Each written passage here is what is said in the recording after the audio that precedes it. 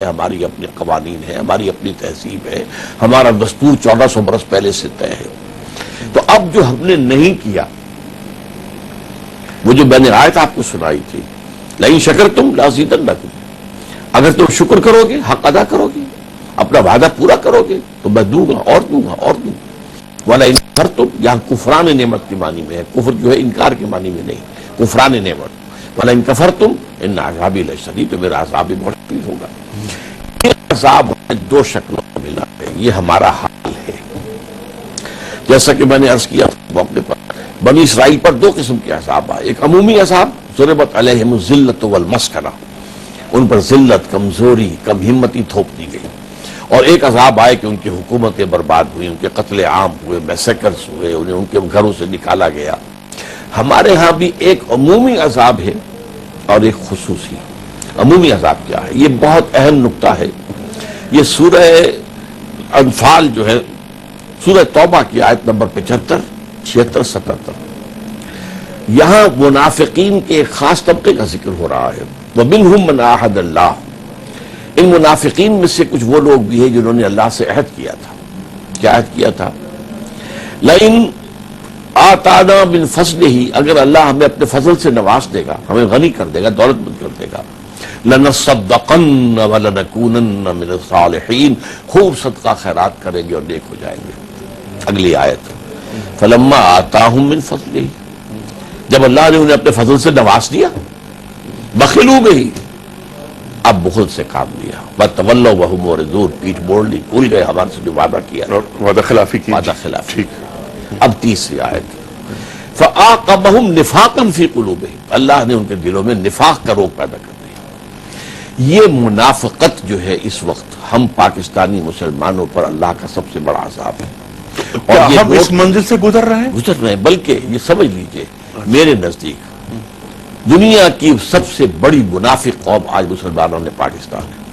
وجہ کیا ہے؟ نوٹ کیجئے، ایک باہمی نفاق ہے، جو ایک قوم تھی وہ اب قوم نہیں رہی، قومیتیں ہیں، نسلی عصبیتیں ہیں، علاقائی عصبیتیں ہیں، فرقے واریت ہے، مذہبی فرقے واری بڑھ چکے ہیں، تقسیم ہو چکے۔ لیکن یہ 1-2 برس کا قصہ نہیں ہے، بلکہ 60 برس کی بات ہے۔ 60 برس کی بات ہے۔ ہونا تو کیا ڈاکٹر صاحب یہ چاہیے تھا کہ سیرت رسول صلی اللہ علیہ وآلہ وسلم کی روشنی میں کہ انصار اور مہاجر مواخات ہوتی، یہاں قومیتیں نہیں ہوتی، عصبیتیں نہیں ہوتی؟ مواخات ہوئی بھی تھی، اچھا، یقیناً جس طریقے سے یہاں سندھیوں نے سینے سے لگایا ہے آنے والے مہاجرین کو آغاز میں، یہ سب کچھ ہوا ہے، لیکن جب ہماری وعدہ خلافی، اللہ نے ہمیں بڑی مہلت دی، ایک بڑا ہم پر جو عذاب کا کوڑا برسا ہے وہ تو 25 برس بعد برسا ہے۔ ٹھیک ہے، یعنی ہم نے وعدہ خلافی کی، پاکستان جو اللہ سے وعدے کیے تھے وہ پورے نہیں ہوئے۔ اچھا، میں نفاق کا بیان کر رہا تھا۔ ایک نفاق باہمی، اب وہ قوم نہیں رہی، قومیتوں میں تحلیل ہو گئی۔ ٹھیک۔ نمبر 2، اخلاق کا جنازہ نکل گیا۔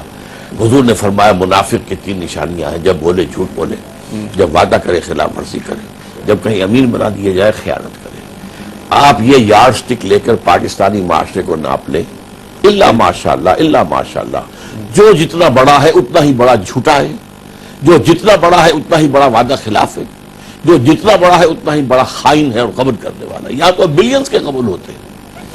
اور تیسری چیز جو ہے بدقسمتی سے ہمارا دستور جو سب سے زیادہ سیکرڈ جو ہے ڈاکومنٹ ہونا چاہیے، وہ منافقت کا پرندہ ہے۔ اس میں اسلام پورا ہے، ٹھیک ہے، محض قرارداد مقاصد کے ساتھ بھی اگر ایک جملہ ایڈ کر دیا جائے کہ it will take precedence over the whole of the constitution, یہ کافی ہے خلافت کے دستور کے لیے۔ لیکن جو کچھ اس میں چور دروازے ہیں، یہ بھی کہہ دیا گیا کہ یہاں پہ کوئی لیجسلیشن قرآن اور سنت کے منافی نہیں ہوگی، لیکن اس سے اٹیچ کر دیا گیا کاؤنسل آف اسلامک آئیڈیالوجی کے ساتھ، وہ رپورٹیں دیتی رہی۔ ٹھیک ہے ڈاکٹر صاحب، یہ 60 برس کی آپ بات کر رہے ہیں، میں نے یہ عرض کیا تھا، اور نفاق کی آپ نے بات کی، اور ہم میں بہت ساری برائیاں، بہت سے عارضے ہمیں لاحق ہو گئے ہیں۔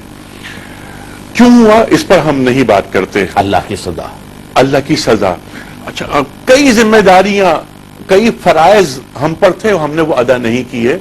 اقبال جو آپ کے استاد ہیں، آپ جن کے عاشق ہیں، کہ امید کیا ہو سیاست کے پیشواؤں سے، یہ خاک باز ہیں رکھتے ہیں خاک سے پیوند۔ شاہین بچوں کو خاک بازی کا درس دیا ان لوگوں نے۔ اس کے علاوہ کچھ اور ذمہ داریاں بھی تھیں، مثلاً علماء کی۔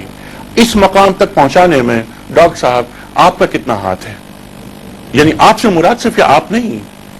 میرے نزدیک اس معاملے میں کوئی بھی پاکستانی بالکل بری ذمہ نہیں ہے.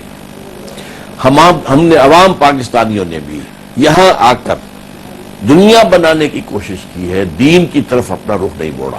البتہ یہ ہے کہ جو طبقہ جتنا اہم تھا اتنی ہی اس کی ذمہ داری زیادہ بڑی ہے. علماء تو ڈاکٹر صاحب زمین کا نمک ہوتے ہیں، پہاڑی کا چراغ ہوتے خاص طور ہیں. پر جو سب سے بڑی غلطی ان سے ہوئی ہے، علماء نے ایک کام کیا اس ملک کے اندر.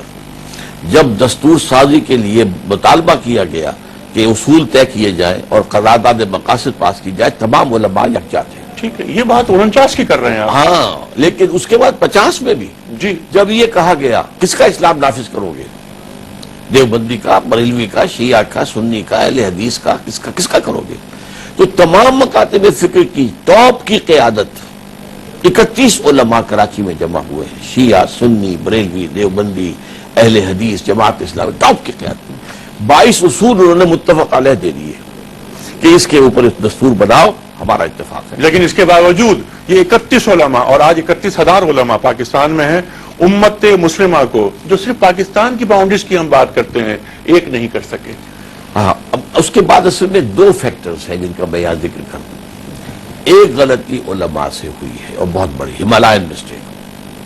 اگر وہ اسی طریقے سے ایک پریشر گروپ کی حیثیت سے کام کرتے رہتے، ہمیں اسلام چاہیے، حکومت نہیں چاہیے، وہ کامیاب ہو جاتے ہیں. لیکن جب وہ جو ہماری انتخابی سیاست ہے، یعنی پاور پالیٹکس ہے، جب اس میں آئے ہیں، اس میں علماء کو نہیں آنا چاہیے، امر بالمعروف نہی عن المنکر کی بات کرنی چاہیے تھی، دعوت دینی چاہیے تھی اور مطالبہ کرنا چاہیے تھا حکومت سے، یہ کرو، یہ کام غلط ہے، اس کو بند کرو. پریشر گروپ اور اس کی حیثیت سے انقلاب برپا ہو جاتا.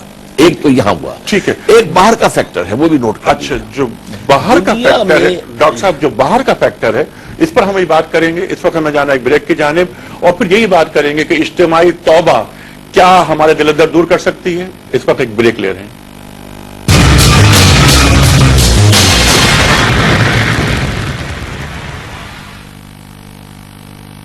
ویلکم بیک خواتین و حضرات. آغاز رمضان اسپیشل میں ایک بار پھر خوش آمدید. تشریف فرما ہے ڈاکٹر اسرار صاحب. ڈاکٹر صاحب بس چند منٹ ہے ہمارے پاس، پھر پروگرام ختم کرنا ہے. ڈاکٹر صاحب میں نے عرض کی تھی آپ کی خدمت میں ایک بات کہ اجتماعی توبہ اس سے اگر ہم گزر جائیں تو کیا ہمارے دل در دور ہو سکتے ہیں؟ توبہ کا معنی ہی پلٹنے کے ہیں. یقیناً ایسا ہو سکتا ہے، لیکن اس کا مطلب، توبہ کا مطلب کیا ہے؟ اس کی ایک مثال موجود ہے تاریخ میں. تمام انبیاء اور رسول کے معاملے میں ایک شخصیت جو ہے مستثنا ہے، حضرت یونس علیہ السلام کی. وہ اپنی قوم کو اللہ تعالیٰ کی اجازت آنے سے پہلے چھوڑ کر چلے گئے تھے.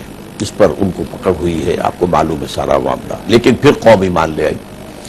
تو حالانکہ عذاب کے آثار شروع ہو چکے تھے، لیکن اللہ نے ان کی توبہ کو قبول کر لیا. چنانچہ سورہ یونس میں اس کا ذکر موجود ہے، فلولا کانت قریۃ آمنت فنفعہم ایمانها الا قوم یونس لما آمنوا کشفنا عنہم عذاب الخزي فی الحیاۃ الدنیا ومتعناہم الی حین. اسی طرح اگر اجتماعی توبہ آج بھی ہم کر لیں تو ہماری اس کے اندر نجات ہو سکتی ہے. حالات کچھ بھی ہو، دنیا کچھ بھی سوچ رہی ہو، جو کچھ سوچ رہی ہے وہ اپنی جگہ ہے. اس پر انشاءاللہ پھر کسی وقت گفتگو ہوگی کہ باہر کا فیکٹر کیا تھا جو اب تک بھی ہمارے آڑے آتا رہا ہے اور اب بھی ان کے کیا نقشے ہیں. لیکن یہ ہے کہ اللہ کا فیصلہ سب سے اوپر ہے. لیکن توبہ ٹھیک ہے، یہ شروع ہوگی انفرادی توبہ سے. ٹھیک ہے. اس وقت ہم اجتماعی توبہ کی بات کر رہے ہیں. آپ نے یہ فرمایا کہ 60 برس اجتماعی توبہ کس طور سے ہوگی؟ افراد، اجتماع جو ہے کہتے کسے ہیں؟ افراد کے مجموعے کو. افراد ہر شخص اپنی جگہ توبہ کرے کہ اللہ حرام خوری چھوڑ دوں گا، ٹھیک ہے، حرام رزق چھوڑ دوں گا، جی، تیرے احکام کی خلاف ورزی چھوڑ دوں گا، معاف فرما دے. ٹھیک ہے. پھر یہ لوگ مل جل کر تن من دھل لگا کر یہاں پر اسلام کو قائم کرنے کی جد و جہد کریں، اور اگر وہ قائم کرنے میں کامیاب ہو جائے تو یہ اجتماعی توبہ ہوگی اور اللہ تعالیٰ کا عذاب جو ہے وہ ختم ہو جائے گا.